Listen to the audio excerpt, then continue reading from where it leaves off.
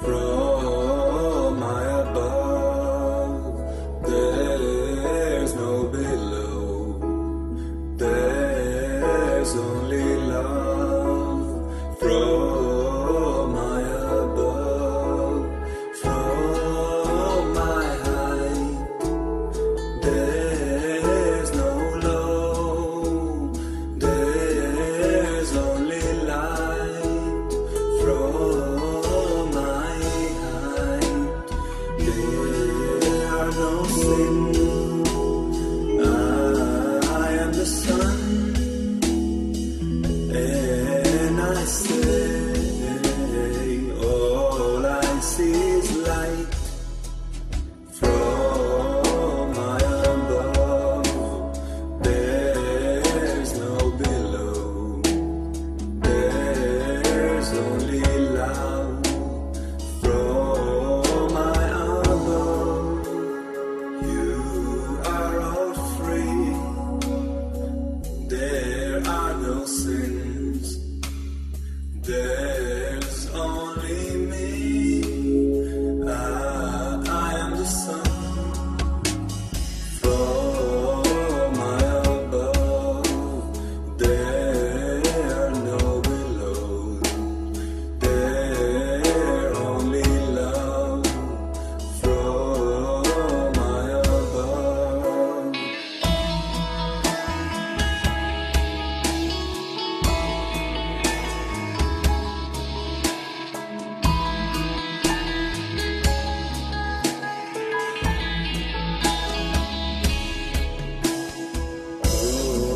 From my above, there's no below. There's only love. From my above, from my height, there are no lows. From my height, all I see is light. Welcome to Hakof Hamea radio show with Galileo. This is the second time we're doing the show in English. Very surprising for us as well. Yeah. Hi, girl. Liav. Hey. Hey. Yeah. I mean, the last time we did it, it was with Anna Smith, and she was talking about her life, and it was really amazing interview, I think. And yeah, actually today we have kind of the same subject in a way. So I'm really excited about it. Very exciting, yes. Yeah. Yeah, but this time we'll delve in much deeper with everything related to urine therapy. Yeah. And much more.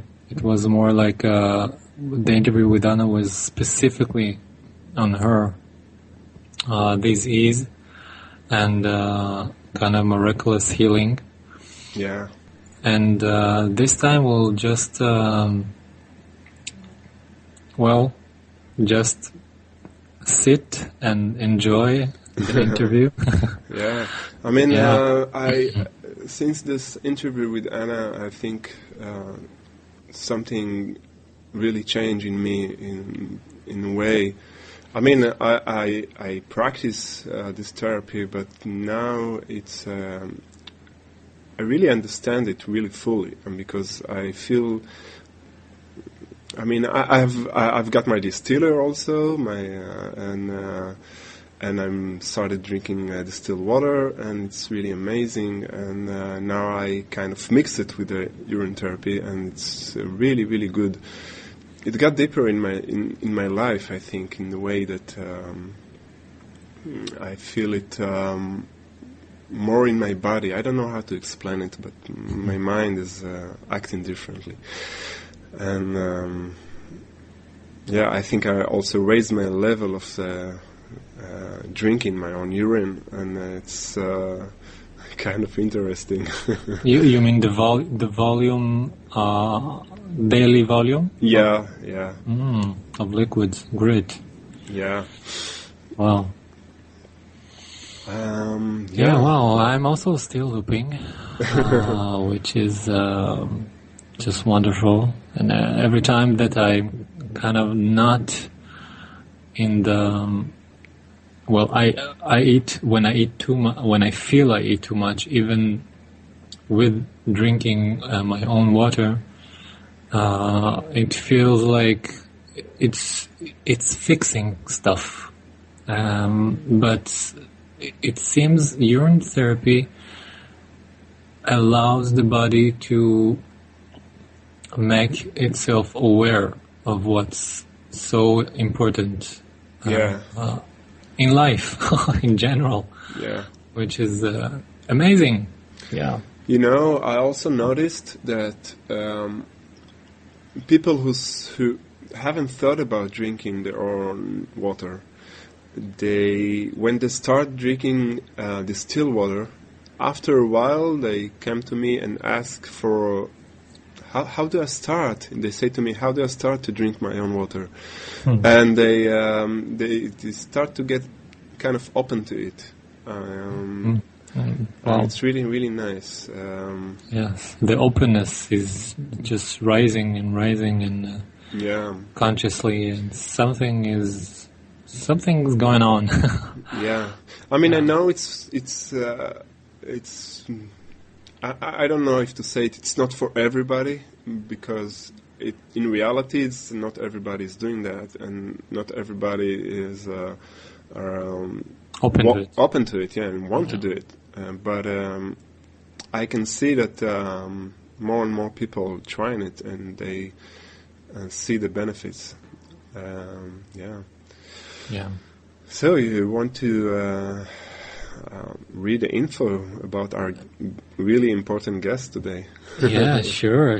Well, Stephen Williams is the Vice President of the 6th World Congress of Urine Therapy and independent filmmaker who is producing an amazing film on urine therapy, having spent the last 3 years traveling the world, conducting interviews with world speakers. Stephen Williams has invested a lot of time in meeting people with many illness and documenting their personal journeys, only to find himself on a personal endeavor of his own health and healing. Stephen Williams, welcome to our show. Hey. Well, how are you?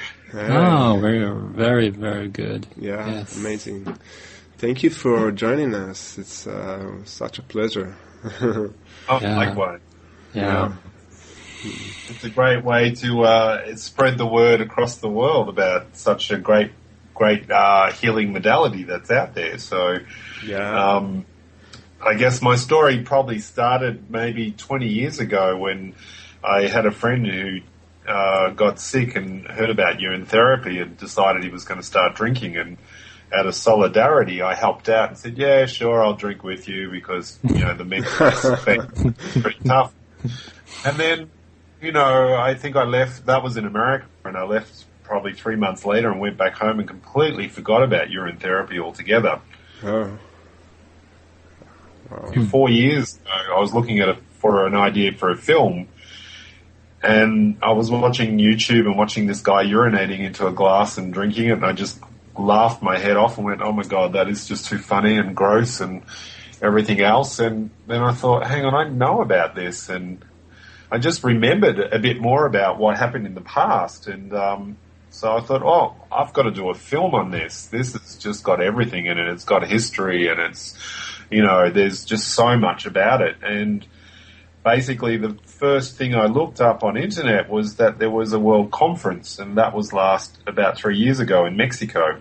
So I thought, that's it, I got to go to Mexico and go over there and film that. So that's kind of how I started and got involved in at the conference in Mexico. I was actually asked to be the president of the next one, which was supposed to be in Australia. But unfortunately, because of work commitments and doing the film, I had to pass that back down, which now is held in America this year in November. So they've just made me vice president instead of president. So I'm quite happy with the title. The conference has been on for quite many years. It sort of started back in 1996 in India, where the Water of Life Foundation had begun, and they had a group of people that started, the founding members, who thought it was a great idea to do a world conference on urine therapy. And thus, every 3 years it goes ahead, and from India it was in Germany in 1999, and then it went to Brazil in 2003, and then South Korea in 2006, and then Mexico, which was the last one, which was 2009. So it's a collective of everybody coming together, world speakers and doctors and so forth. So the original one originally had G.K. Thacker, who actually wrote Shimbu guitar books and The Wonders of Uropathy. Yeah. Mm-hmm. Yeah, probably all read those books. They're great books. Unfortunately, he's no longer with us anymore. Cole Vandergroen, which is another writer of The Golden Fountain, he's also attended a lot of these conferences, and I'm hoping that he will attend the one in San Diego. Martin J. Lara, who's also written Uropathy, which is a very thick and very interesting book. It's very intense and full of information. And also Harold Tietz, who's written Urine, the Holy Water book as well. And it's just a collection of people that are either pharmacists or world speakers or authors, and we all get to share this information. And this is a great way to understand quite intensely over 3 days, because it's a 3-day conference. It basically you get up in the morning about 6 o'clock, you have your breakfast, or you do your morning meditation or yoga, which usually happens, and then you don't finish till probably 11 or 12 o'clock at night. And it's just an intense, conference and world speakers in different rooms, and you just jump from one to another, and you get to meet the people along the way and so forth. So we're hoping that this one in San Diego will be one of the best. It's November the 13th to the 17th. They try and keep the prices really low. For $200 for 3 days is pretty good considering, and the venue's quite large, and then you have accommodation on top of. So it's a great way to meet like-minded fellow drinkers. That's for sure. It's amazing how many books and how much you can talk about something that is really, really, in the bottom line, it's really simple to do. I mean, just drink your own water. But you can talk about it like days. Yeah. Well, I find a lot of books are very much copied of each other. There's a lot of verses that have been reused or reprinted in different books as well. So, I don't think there's anything written recently that's been relatively new, or the inside of urine therapy, because it's an aged-old therapy. There's nothing new about it. It's been around since, beginning of time. So it's quite interesting. And I don't know about yourself, but I'm a book junkie on urine therapy. I had to buy every book for the film. So, I've read them all over many times before, and I'm in the process of writing a book about the film as well. So, which is about my endeavours and my experiences along the way and the journey in there that I've found as well. And there's some new findings in that as well, which I haven't seen actually published or written about before, which is always good. So, I mean, I guess a lot of the books, they really don't tell you how to start drinking, and I think after you read a lot of books, you naturally do it anyway, but it's a concept of drinking is usually the hardest part, is getting our mind over the fear and the mental blockage that we have about urine, and a lot of that is conditioning. You know, we're taught as children that it's dirty and it's, you know, don't play in the toilet and things like that if you're a kid and all those sort of things. And the truth about it is it is actually very sterile and very clean and antibacterial and antifungal and all these great things about it. But we're all taught this negative aspect around it. So to get to that process of coming to terms with the thought of drinking it is quite tough for some people. I don't know how fast you guys went into it and how quick it was. I think it took me about at least 6 months before I came used to it again. And that was after the second time. When I drank the first experience in America, I didn't think about it. I just did it for my friend, and it was like, yeah, down the hatch. But when I came back into urine therapy, I had a real trouble getting my head around drinking it, because it's just, you know, the gag factor or the smell or those aspects of things were really just putting my head into a bad place. And I was just like, I can't do this. Why am I having trouble this time around? But, you know, it's using those tools of cleaning your diet and positive thinking as well. I mean, anything that is a negative thought or has a fear-based process behind things actually does you more harm. So it's not actually benefiting you anything. You know, when you drink with such purity and honesty and openness, it goes down so quickly you don't even think about it. Yeah. And has more benefits. Because placebo effect is very, very important with anything on the alternative aspects as well, because even it works, it will work much better for you. If you don't believe in it and you drink it, it won't work as effectively. And that's because we send that vibration through our body. And, you know, the mental aspect of things work both in modern medicine. If you believe in the doctor giving you that supposed pill that's going to do things for you, it will work much faster and if not better. But if you don't believe in the doctor that's giving you that, or, you know, you have no faith in that system, it's probably not going to work for you. It's going to fight against you. So, you know, our mental mind is quite an interesting thing on its own. Yeah, it's also been proven that all the psychiatric drugs work less effective than placebo. So that's interesting. And clinical trials have proven this in many cases. And, you know, I'm not a real believer in scientific evidence, because that is so manipulated these days. The fact that scientific evidence has never actually been scientifically proved, which is ironic. You know, it's like, you know, here they are doing all these tests, but, you know, a recent study, well, the first study was actually done back in 1978, where they did a major study on scientific medicine, and they basically proved that 80 to 90% of treatment used in scientific medicine had not been proven clinically or in the controlled studies. Yeah. Which is quite amazing. So that test was redone in 1985 by the National Academy of Science, repeating the same study, and the same results were found again. So realistically, you know, 16 to 20% of that medication is, you know, what's getting through, because it's not really tested properly. And we just take it as, you know, well, the scientists have proven this works really well, and, you know, go ahead and take it. But, you know, how many drugs have been put on the market and been pulled off because of, you know, they've killed people, and so-called scientific evidence has proven it to be really good for you. Yeah. By the thousands, they kill people, like more than 100,000 people a year. Yeah, it's like the distilled water, you know.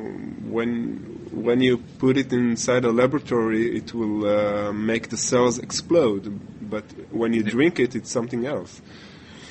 And that's the thing with scientific evidence. What they only see numerology or numbers. You know, they don't actually assess what they can't see, and that could be emotion and feelings and, you know, spiritual belief and all those aspects, because they can't be measured in science. So they disregard those things. So we all know that we have our own power to heal ourselves, and people have healed just through religion or through belief.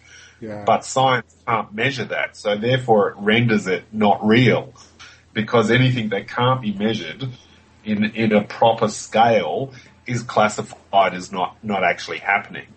And this is a big problem with a lot of people's belief systems in, you know, medications, because scientific evidence can prove this, that, and the other, but it also can disapprove.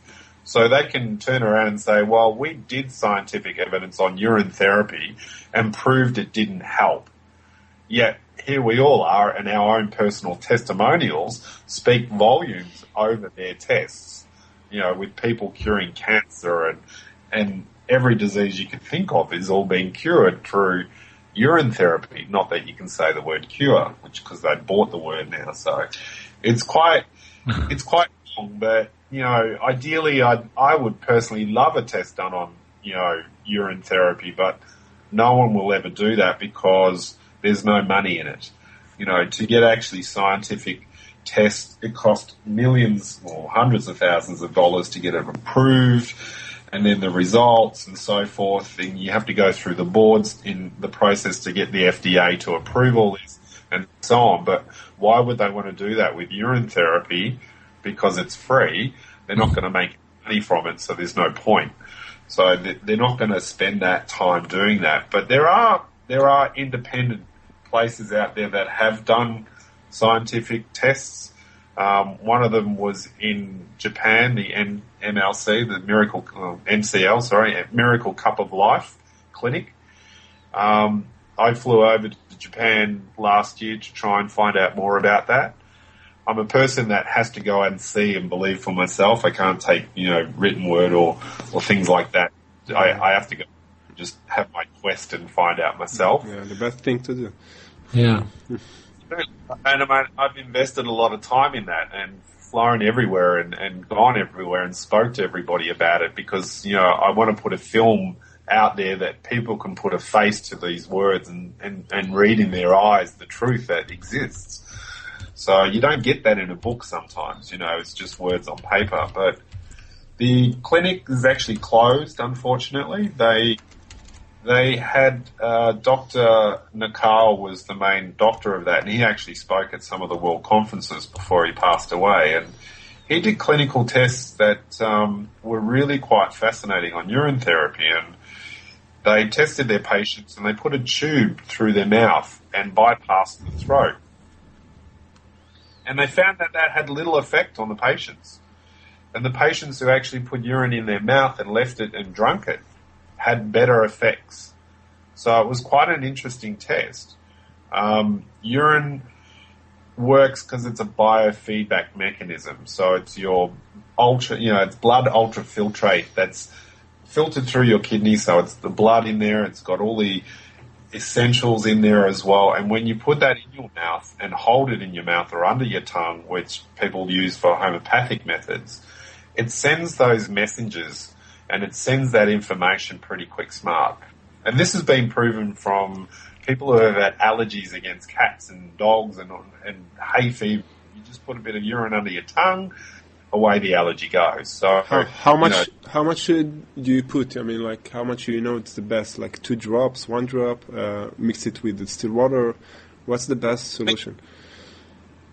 This was discussed very in depth, I think, in Germany at the World Conference. And, the Indians would say, just, 4 under the tongue was enough. And somebody else would say a certain glass was enough. And somebody else would say, no, you have to drink everything. But what they turned out is everything works. So it's just listening to your body and finding what works best for you, because your urine is designed for you. It's your only perfect medicine balanced of your own self. So therefore it sends that information back to you straight away.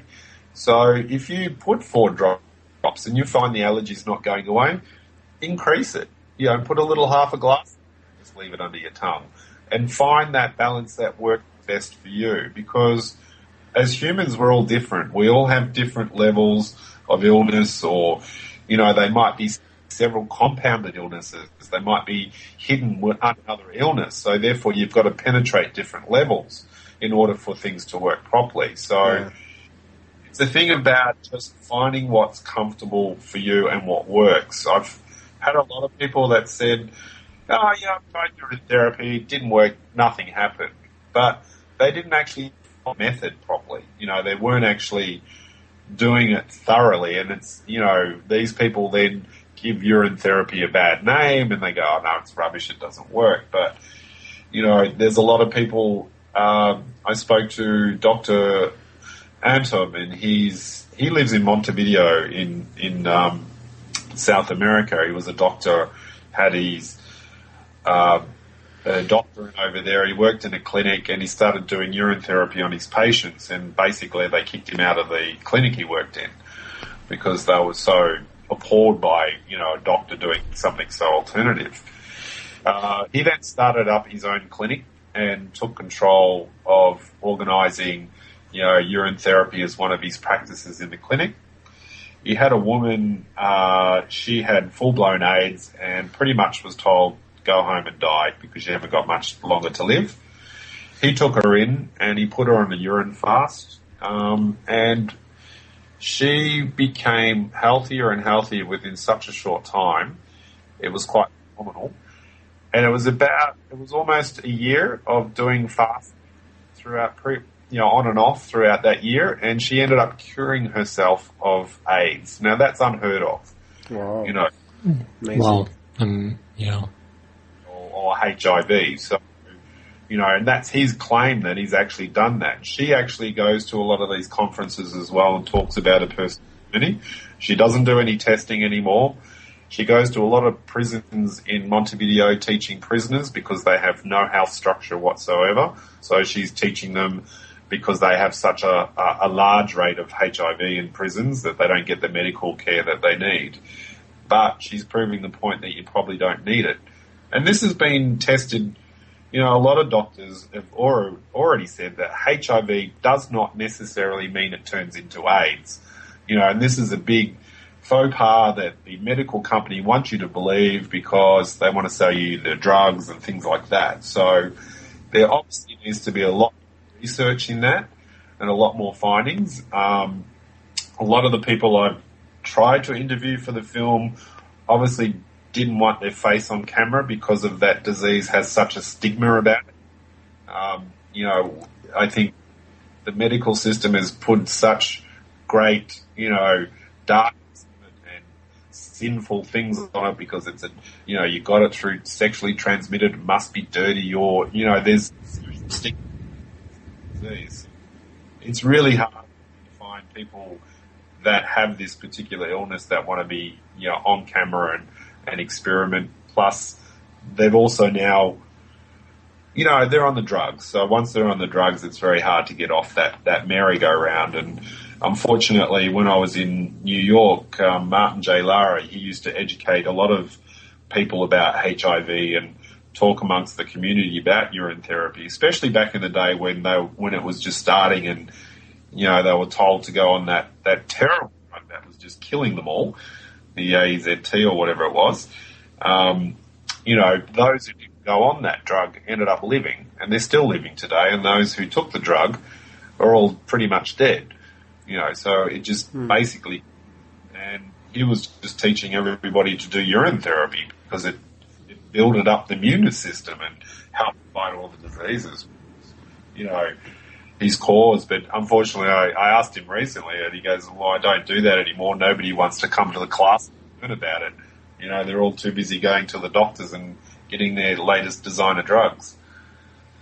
So a lot of scientific evidence that still needs to be done, but I don't think it'll ever be done on urine therapy because, they're probably not going to ever want to expose the truth about, the power of this aspect of things.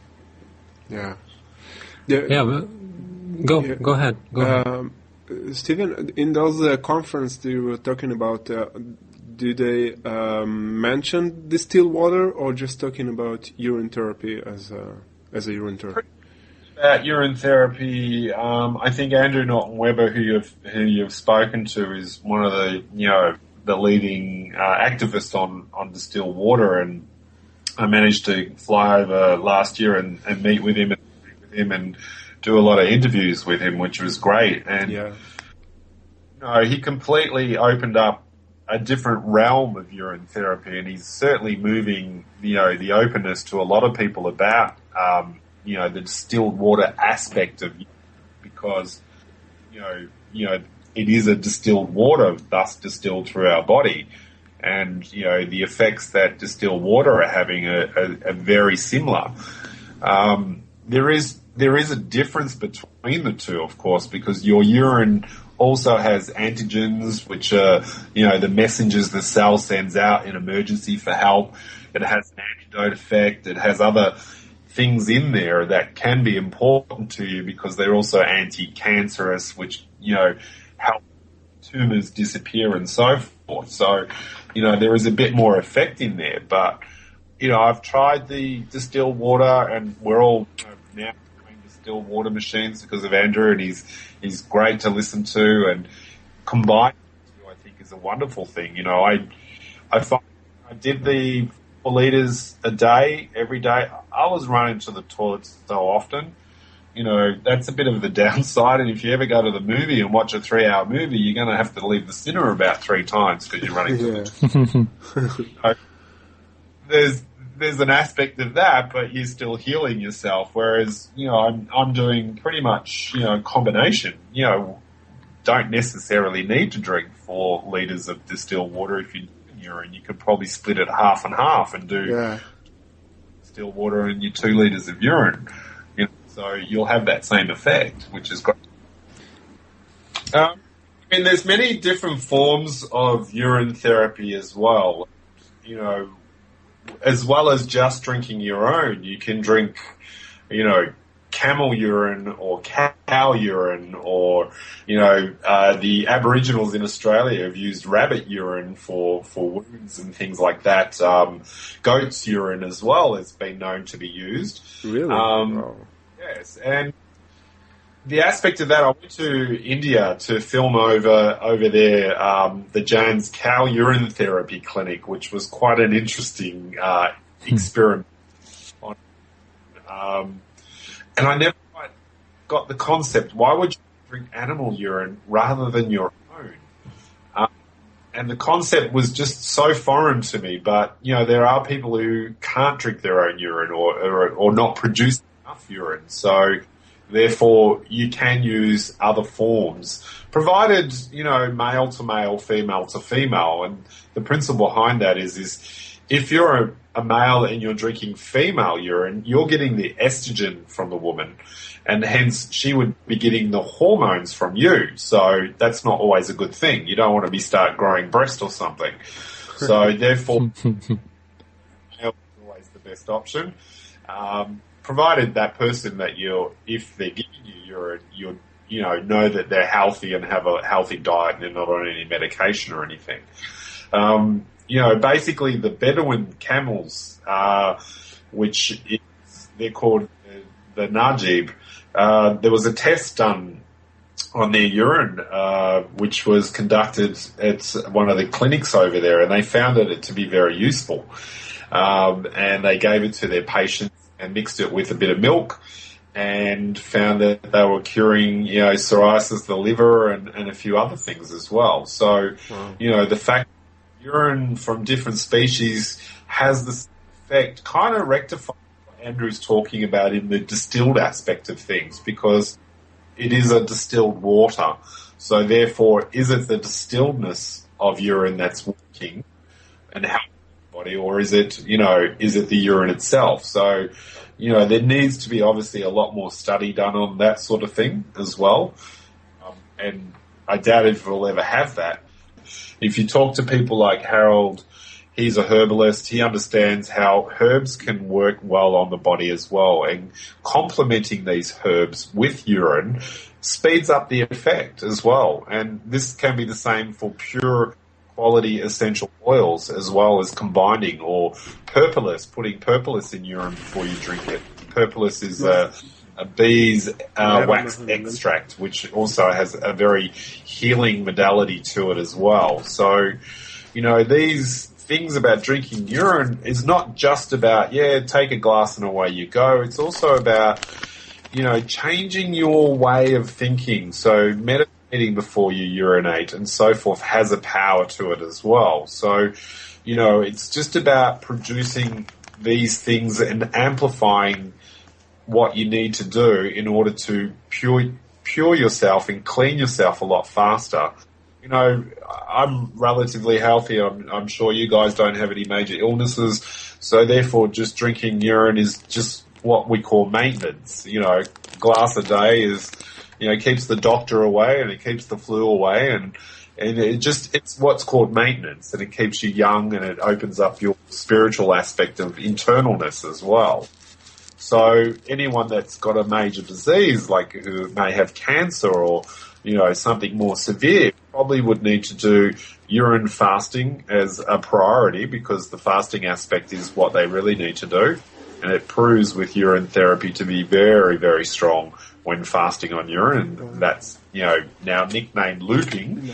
Also in the ancient scripts in India as well about fasting and so forth. And fasting is an age-old technique anyway. Been around since biblical times. We know the benefits of fasting generally anyway. But, so long as you do the correct methods, it can work a lot better. People think fasting is like, sunrise to sunset, and then after sunset I can eat like a pig. And I see that because thing opposite me is the Muslim town hall, and I see them during Ramadan, and they're all starving during the day, and they all get a bit crazy, and then at night time they have this massive feast. And it's like, well, that's really not going to do the body any good, because you're starving the body and then you're giving it all this food, so it's overdosing, and it spends the whole night trying to catch up on, and it's imbalancing because your body's storing fat whilst it's starving, and then you get a whole bunch of fat when you're at the end of the night, and it just puts it out of balance. And true fasting, or changing your diet, is about not just fasting on nothing, but also mental fasting. It's how you get your mind around it, how you eliminate the hunger. And doing urine fasting, you suppress your appetite with urine. It's a complete suppressant, which is great. So you don't get hungry. It's just tricking your mind to think, hang on, I haven't eaten for 2 days. This is really not normal. I'm starting to freak out a little bit and panic. I should perhaps eat. Yeah.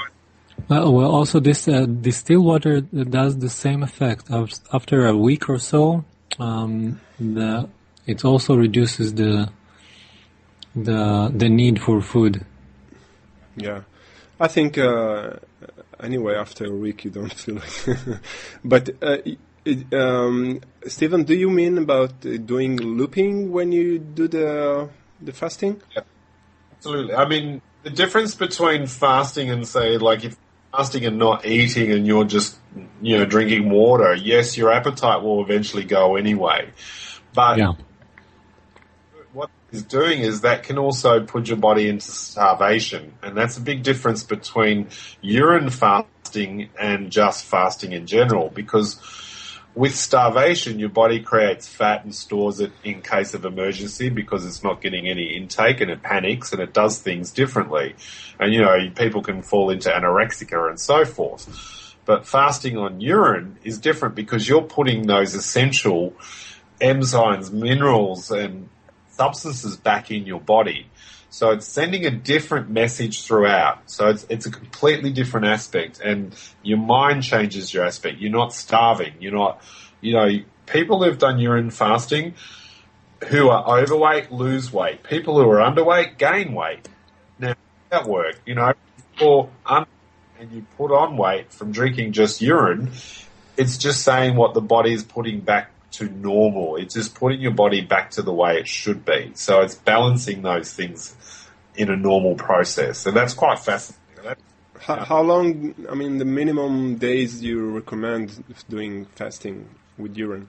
Like I say again, you've got to listen to your body. All right. So you're saying you just listen to your body and you start 1 day, 2 days, 3 days, and then you just see what happens. Absolutely, because, I mean, my first fast I went for 5 days. I was in India, I got sick because I'd eaten the local food, and, I thought, okay, this is a great time to do a urine fast and test out.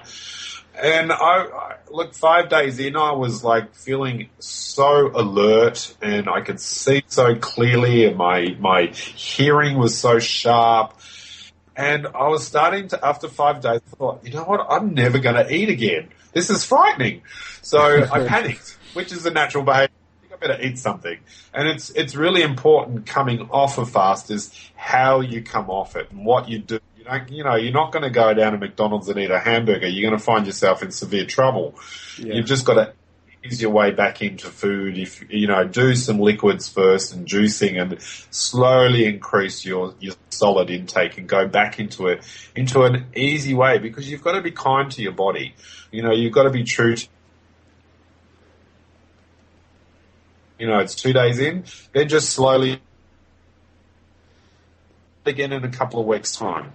And then just go back and forth. I met a woman in Mexico. She had cancer. She was in her last stages, basically. She had full bowel cancer. She went to the doctors. They wanted to give her radiation and chemotherapy, which was just going to kill her to bits. But she couldn't afford it anyway, because it was going to cost her something like $40,000 out of her own pocket. So she heard about urine therapy, and she started doing the fast, and she did 5 days on, 5 days off, 5 days off, and she eased herself into it. And sure enough, she stands up at the conference and tells everybody, and she's got pictures that, of her bowels with all the cancer in there, before and after photos, because she completely cured it, 100%. Wow. Amazing. And is amazing. I have put it on YouTube. It's actually in Spanish with English sort of. Oh, I saw it. Yes, it was incredible. It's just one of, so I don't want to put too much on YouTube per se of the film, because I'm saving most of it for the film, but meeting her was just amazing. You could just see the glow in her face, in her eyes, and this is the beauty of urine therapy. It changes your personality as well. Component in urine, so that calms you down too. After going to Japan, a Japanese girl who was my interpreter, who was doing all my subtitles for me, and after taking her throughout Japan, she was listening to all the interviews, and she became quite intrigued about urine therapy. But she was quite a hard person to deal with. I just didn't get along with her. Her personality was just really tough, just wasn't working very well, and I didn't find it very nice. Anyway, I think it was about 3 months, I had her come over every week to help me do the translations. And I noticed a change in her. She became nicer. And she started coming in and, hello, how you doing? I brought some food. And I'm like, oh my God, what's going on with this person? I eat before I come. I don't want to give anything, or, she was not very giving. It was all about take. So I asked one of her friends, I said, have you met, her lately? She goes, oh, isn't it wonderful? She's been drinking, I said, oh, no wonder. It opens up that spiritual openness. And now I see her, she's all over me like a rash. She gives me hugs, she gives me kisses, whereas before I would never get any of that. And the funny thing is, she's not even aware of it.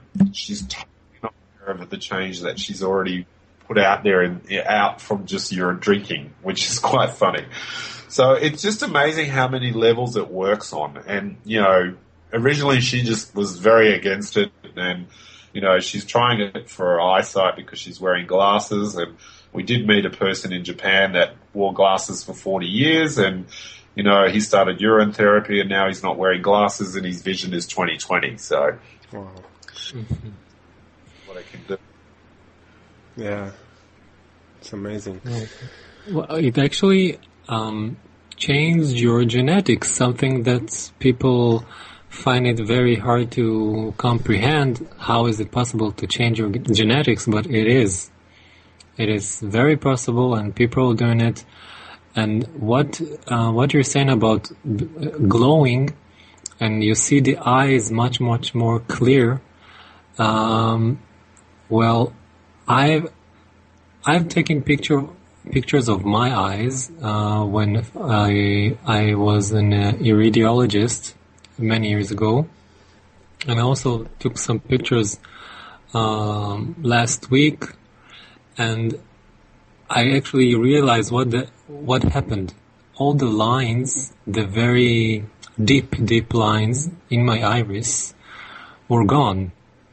So this is genetics being changed, because and there is also a very short, like 2-minute video of a doctor showing a woman doing fat on, I think it was fruits and juices and vegetables and everything, like 489 days, and you should see her eyes before and after. It's totally different eyes, like not the same color, nothing. It was amazing to watch. So it happened to me as well. Plus, I don't have glasses anymore, and I had them since I was 4. So it's also amazing. Quite a lot we can tell about a person's eyes through urology. You know, you can in the future when we have to just put our eyes into, you know, the banks, because all of us would never get our money out because it would be always changing, you know. But I mean, the interesting also one of the studies as well with schizophrenia, for instance, they have a high level of dopamine in their urine, and dopamine is a hallucinating aspect of, you know, it's also a drug type thing. So it's quite interesting that someone who, you know, is schizophrenic, how the body produces an excess amount of things. So this is, you know, if you want to get high, drink someone who's a schizophrenic, you'll start hallucinating. But done Aztec days, because back in the beginning of time, what the men used to do was obviously drink the leaves, the hallucinogenic leaves, so, and then thus go into the spirit world. So they knew that these leaves were toxic. So what they used to do is give them to the women to eat. So the women would get sick and have the cramps and all the problematic issues that you get with toxic overload. And then the men would collect their urine, drink their urine, and then have the effect without any side effects. Yeah. And this is the beauty of it changes when it's purified. Thus, you know, there is cases of drinking goat's urine by feeding the goat the particular herb that is toxic for us and deadly. The goat can eat it, and you drink the urine, you don't have the side effects. So thus, you know, you're purifying these things without side effects. So if you're on drugs and you've got a drug addiction, for instance, you know, you might be hooked on whatever you are. By drinking your urine, you're putting that drug back in, the side effect, and you can weed yourself off that drug a lot easier, which can help, you know, if you're an addict or something like that, that you can slowly come off that drug a lot naturally and not without the harmful side effects you're getting with narcotics and so forth. So it's interesting how it just changes. You know, it's a chemical reaction in your body. So, you know, the cells in your blood are swimming in different things. So they're always changing, and those messengers are always either being switched on or switched off. And I know with modern medicine, they switch everything off. You know, you take a headache tablet, it doesn't get rid of the headache, but it just turns that off. It just turns the messenger off, but the headache's still there. Yeah. And this is the problem with modern medicine. It doesn't look for a cure. It just looks like for an off switch. But a lot of the problems is some of these drugs turn things off permanently. You know, so therefore it changes the DNA within you, and then you're in trouble because that thing is still there, but you just can't feel it. And that can cause problems, you know, later on. And of course, what happens is they give you more drugs for the other problems that are reappearing and things like that as well. So you're on that horrible merry-go-round of medication, you know. But it's just, you know, I guess the element is fear. I mean, if you fear anything, you're going to create anything. A disease is going to amplify with fear. And unfortunately, the medical industry is based on fear. It's not based on health. It's based on sickness. And it's all about, you need us. And if you don't come to us, you will die. And it's fear-based. Whereas alternative medicines and healers are based on healing. It's based on health. And that's a big difference between the two. You know, health is about restoring the body to its optimum and fixing the body and making it pure. So therefore, urine therapy or distilled water therapy, it's purifying the body back to its balance. The disease seems to dissolve. Whereas modern medicine, it's about fear-based. It's about, you know, taking more medication. It's not about healing the body. It's just about turning off those senses. And what happens? Surely enough, death eventually will get to you. So, you know, it's a big concern with how we trust in the guys in the white coats, unfortunately. Mm-hmm. You know, but, you know, it's not necessarily the doctor's fault because, you know, a doctor is fundamentally a human being like us. They do want to help. You know, their purpose is to help, but unfortunately they're trained in schools that are, you know, they're handpicked to follow their belief system and put in the best schools for that aspect or given the right money for those sort of things. So they are also fear-based because if they went out and said, you know what, I don't believe in this, I want to go this way, they would lose their job, they would be discredited. And this has been proven time and time again with many doctors starting to branch out. You know what? Yeah, this way is probably a bit better, and then they lose their job or their credibility and they just get, you know, taken down and lose their jobs, and that happens quite often. So it's a bit, but yeah, it's, you know, where we're going in the future, who knows? Hopefully yourself and everybody out there who is curious about urine therapy can change the world collectively because it starts with us. You know, if we're not buying the medications and if we're healing ourselves, we speak the volumes to the people because we show the way. And the more we spread this out, the better it is. And hence why the World Congress of Urine Therapy is a wonderful thing because it spreads that out there. And, you know, hopefully we get a bunch of new people that are coming to this as well because there are a lot of the same people that go to these things that are, you know, there's no point in preaching to the preached. They already know it. It's new for them to know. They're already doing it. So ideally, you know, the World Congress is trying to introduce it to a new range of people, just like your show now is, you know, introducing it to people that are curious and, you know, their internal essence is telling them that there's something else and they're looking for that other answer and perhaps this is the answer for them, you know. So I hope everybody comes down to the World Conference. Our website's up and running as well, by the way, so it's worldcongressuropathy.org, and everybody can register online. You can either attend or if you want to be a speaker as well, you have an opportunity to tell your stories as well, because there's a huge people that come to share their experiences as well, and they are just incredible to listen to as well. Amazing. Yeah. I think we've gone to this end of this hour, and we'll continue in the second hour. And I would love to hear more about your journey on your movie and more details about it. So so we'll finish here for this hour, and hope that you listeners will join us to the next hour. All right, so see you soon.